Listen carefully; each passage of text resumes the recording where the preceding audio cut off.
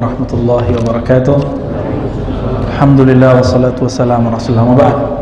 Oh ya, tadi saya mau revisi karena hafalan itu kadang-kadang bolak-balik ya. Mengenai hadis Allahumma lakas sumtu, bukan dari Tawus, bukan dari Waqid, tapi dari Mu'adz bin Zuhrah, dari Nabi. Nah, ini perlu direvisi biar nanti nggak keliru. Hafalan itu biasa kebalik-balik. Ini disebut maqlub ya. Sekedar diingatkan aja ya, video kajian kita ada tentang hadis mengenai Allahumma lakas sumtu, cuma 8 menit, nanti saya share ke Ustaz Al-Naf biar nanti antum dengar di situ ya. Baik, ada pertanyaan pertama. Ustaz, apa itu dikit-dikit mudah orang membid'ahkan? Maksudnya apa ini? Apa itu bid'ah gitu kali ya? Oke, apa itu bid'ah, Pak? Yang kita tahu bid'ah apa? Yang nggak lakukan Nabi. Nabi nggak pernah ngaji pakai mic. Bid'ah dong. Nabi nggak pernah sholat pakai sajadah. Bid'ah dong. Pakai sajadah kita. Nabi pakai sajadah tapi bukan sajadah seperti ini. Sajadahnya anyaman kurma. Itu pun jarang ya. Gimana kira-kira? Nabi sholat selalu beliau itu pergi ke masjid jalan karena rumahnya dekat. Jadi pakai jadi kalau antum mengatakan bid'ah yang tidak dilakukan Nabi, ini bertentangan dengan Syekh Ibnu Taimiyah yang wafat 728 Hijriah. Tahu Ibnu Taimiyah? Digelari dengan Imam Salafi. Imam, apa kata beliau? Punya kitab 2 jilid, Iqtida' Shiratal Mustaqim. Apa kata beliau? Al-bid'ah itu adalah ma lam yadulla alaihi dalilun syar'i, yang tidak ada dalil syara'nya, bukan yang tidak dilakukan Nabi. Kenapa? Kalau bid'ah yang tidak dilakukan Nabi, maka Umar, Ubay, dan semua sahabat Nabi yang sholat tarawih berjamaah ahli bid'ah semua. Kenapa? Ubay bin Ka'ab memimpin sholat, disuruh oleh Umar sholat tarawih 20 rakaat. Sedangkan Syekh Albani mengatakan sholat tarawih lebih dari 11 rakaat bid'ah. Kullu bid'atin dhalalah. Setiap bid'ah itu sesat. Setiap sesat finnar. Finnar dong, masuk neraka dong Ubay. Berarti bukan bukan sahabatnya yang salah, pemahaman bid'ah kita yang bermasalah. Imam Ibnu Taimiyah nggak ngomong gitu kok. Padahal Imam Salafi. Pak. Ya. Jadi, apa itu bid'ah? Yang tidak ada dalil syaraknya. Dalil syarak ada berapa Bapak Ibu? Ikhwan akhwat fillah, ada berapa dalil syarak? Yang disepakati 4, tolong dihafalkan. Al-Quran, sunnah, bukan hadis. Kalau hadis, hidung Nabi masuk di situ. Hidung Nabi mancung apa pesek? Berarti memancungkan hidung sunnah dong. Nggak masuk ya. Jadi sunnah, bukan hadis. Ini beda sunnah dengan sunnah itu yang jadi dalil. Kalau hadis belum tentu jadi dalil. Quran, sunnah, ijma'. Apa arti ijma'? Kesepakatan sahabat, walaupun Nabi tidak bahas, Nabi tidak lakukan. Yang keempat, qiyas. Orang sini zakat fitrah pakai beras, pakai kurma, apa pakai duit? Atau di dompet duafa pakai gesek? Pakai apa? Nabi pernahkah berzakat fitrah pakai duit?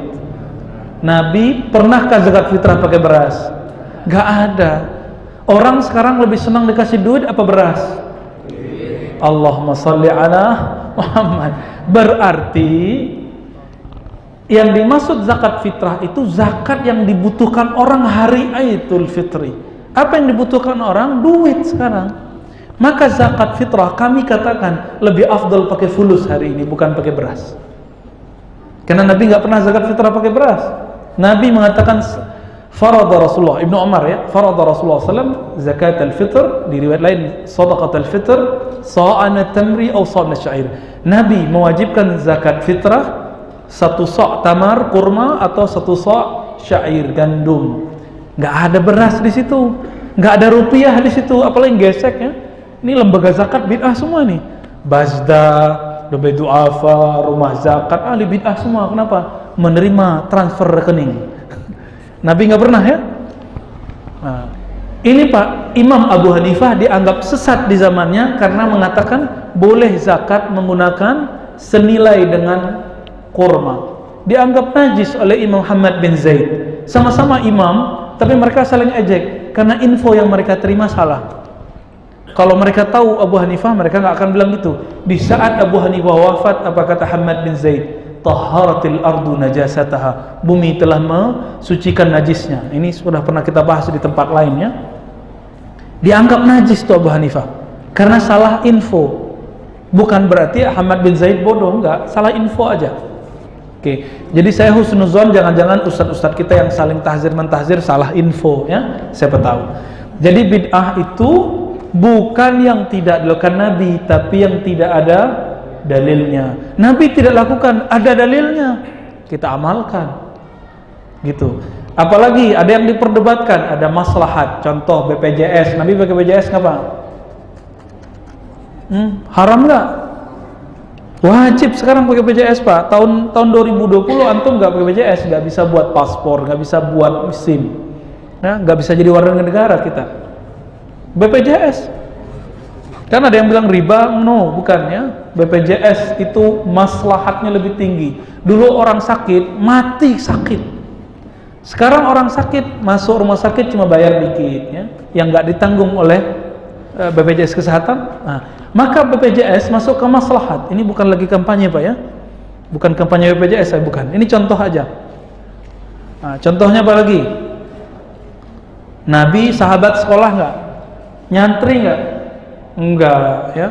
Terus kita masukin anak kita ke tahfiz segala macam. Kan sahabat nggak pernah sekolah. Masuk kemana itu? Ke bab maslahat. Ke bab apa? Maslahat. Oke. Jadi bid'ah itu nggak mesti yang tidak lakukan Nabi. Yang benar bid'ah yang tidak ada dalilnya. Ada lagi contohnya. Contohnya apa ya? Kalau kita hari raya, kita salam-salaman, minta maaf, lalu silaturahmi, itu masuk ke mana? Urf. Uruf itu bahasa lainnya adat. Mudik. Orang Pekanbaru mudiknya macam-macam ya. Ke Medan, ke Padang, ke Jambi, ada yang asli sini. Ada yang udah nggak mau pulang-pulang ya. Silaturahmi saat Ramadan, saat akhir Ramadan atau mudik itu tidak bid'ah. Itu masuk ke urf. Gitu ya. Oke, ini contoh cepatnya aja. Apa dalil nambah Sayyidina dalam tahiyatul namanya ya, dalam tasyahud? Dalilnya tidak eksplisit, dalilnya implisit. Jadi dalil itu ada yang langsung, ada yang tidak langsung. Dalil yang tidak langsung itu ada di Sahih Bukhari, yaitu ana sayyidu waladi Adam wala fakhr. Nabi bersabda, aku adalah sayyid, junjungan keturunan Adam tanpa sombong. Makanya ketika ada sahabat masuk, ada namanya Sa'ad bin Mu'az, Nabi mengatakan kumu li sayyidikum, bangunlah kamu menghormati sayyidmu. Lalu Nabi mengatakan kepada Hasan dan Husain, Hasan dan Husain adalah sayyida syababi jannah, adalah sayyidnya orang-orang pemuda di surga. Jangan khawatir Pak, yang sudah beruban, tua, sekarang keriput kena gravitasi bumi, itu nanti jadi muda semua. Dan siapa sayyidnya? Sayyidnya adalah Hasan dan Husain. Ini bukan hadis Syiah, ini hadis Ahlus Sunnah, hadisnya sahih. Kalau Hasan Husain disebut sayyid, Sa'ad bin Mu'az disebut sayyid, maka Nabi lebih utama dipanggil sayyid. Maka beliau bilang, ana sayyidu waladi Adam. Ini keturunan Adam apa keturunan kirdun, keturunan monyet? Keturunan kera apa keturunan Adam? Kalau benar keturunan Adam, maka antum dianjurkan membaca Nabi Muhammad, Allahumma salli ala sayyidina Muhammad. Sampai datang Imam Sakhawi dari mazhab Syafi'i, murid Ibnu Hajar, teman Imam Suyuti. Kemudian diteruskan oleh Syekh Albani dan teman-teman Syekh Albani, Syekh bin Baz, Utsaimin, yang mengatakan di dalam sholat bid'ah pakai sayyid. Tapi kami diajarkan dulu rumus oleh guru kami Syekh Hasan Hitu. Khilafnya ulama-ulama pengikut Imam Syafi'i terhadap Imam Syafi'i la yu'tabar, tidak dianggap. Kayak cacing lawan naga. Hilang dia, Pak. Imam Sakhawi itu belum sampai derajat mujtahid mutlak. Kalau beda dengan imam-imam yang lebih di atasnya, maka tidak dianggap khilafnya penting. Dianggap sudah khilaf aja. Jadi khilaf ini, ikhtilaf ini, perbedaan ini baru muncul belakangan. Jadi tidak masalah sebenarnya mau dalam sholat, di luar sholat, dalam khutbah, di akhir khutbah, di luar khutbah pakai sayyidina nggak masalah. Bukan bid'ah. Bid'ah bukan itu. Yang tidak ada dalilnya, udah ada dalilnya kok. Nabi nggak lakukan. Emang ente tahu Nabi itu tahiyatul masjid, tasyahudnya kayak gimana? Kita kan nggak tahu, nggak dengar. Nah itu cuma ngajarin tasyahud. Datang orang kepada beliau tanya, kaifa nusalli alaik? Kami ingin tanya, wahai Rasulullah, bagaimana cara mengucapkan salam atas engkau? Dalam Sahih Bukhari dijawab, qulu, jawab, katakanlah Allahumma salli ala Muhammad wa ala ali Muhammad. Nggak pakai sayyidina emang. Tapi itu baru salah satu contoh. Hadisnya beragam. Ya, yang mengatakan wajib pakai sayyidina ada Imam Taqiyuddin Al-Husni, pengarang kitab Kifatul Akhyar. Tapi kitab itu dikarang sebelum beliau ngomong wajib. Jadi ternyata ulama itu progres, Pak, berubah-ubah. Ya, itu bisa terjadi. Jadi nggak masalah. Jadi yang pakai sayyidina silakan. Yang nggak bisa pakai sayyidina berarti dia ikut hadis Allahumma shalli ala Muhammad, nggak apa-apa. Jadi yang nggak pakai sayyidina dapat hadis ittiba Sahih Bukhari. Yang pertama, yang pakai sayyidina dapat ittiba hadis Bukhari. Yang kedua, ana sayyidu waladi Adam. Gampang kok. Ya, kita aja yang mempersulit ya. Ustadz, apakah konflik rezim Assad di Suriah adalah potensi Syiah dan Sunni? Bukan. Ini perang antara Rusia dan Amerika.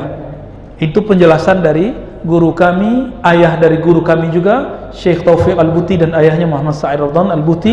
Lalu jualannya adalah perang Sunni Syiah. Bashar Assad itu kita nggak tahu dia akidahnya apa. Yang pasti emang keluarga dia Syiah. Itu penjelasan dari guru kami Syekh Taufik.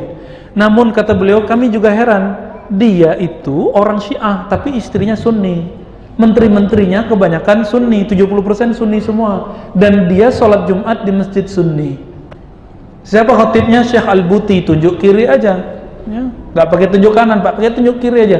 Dan Syekh Al-Buti keluarganya tidak pernah menerima hadiah, gratifikasi atau apapun dari Bashar Assad 1% pun. Tapi dituduh beliau pro Assad. Nah, itulah sedihnya. Makanya kami menghindari untuk bicara politik. Nah, khusus untuk Suriah ini bukan pembantaian Syiah dan Sunni.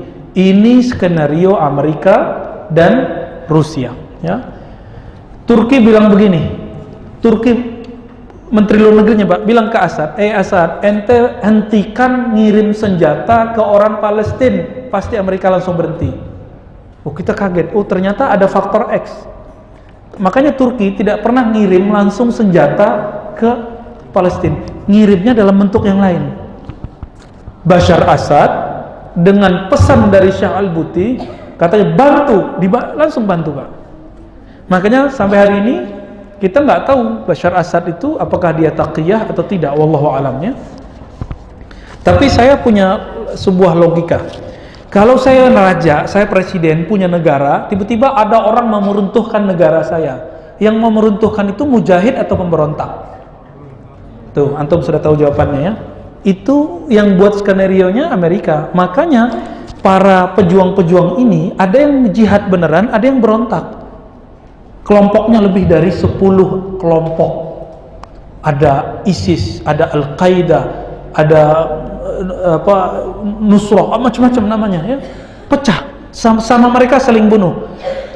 Di kota Aleppo, tempat salah satu guru kami di sana.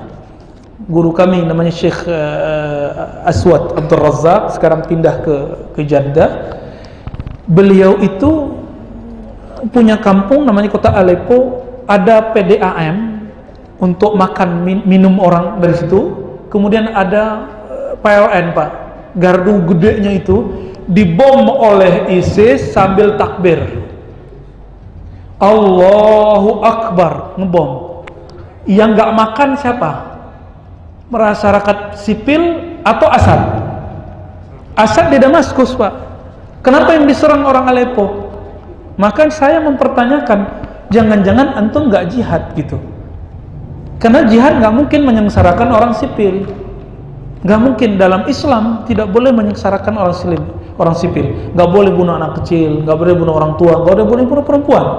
Ini 3 bulan orang Aleppo tidak dapat cahaya listrik, tidak bisa masak, tidak punya air bersih. Antum bisa bayangkan, itu jihad atau berontak? Jihad apa jahat? Ya, jahat itu. Jadi kalau dapat berita jangan langsung ditelan ya. Tanya dulu.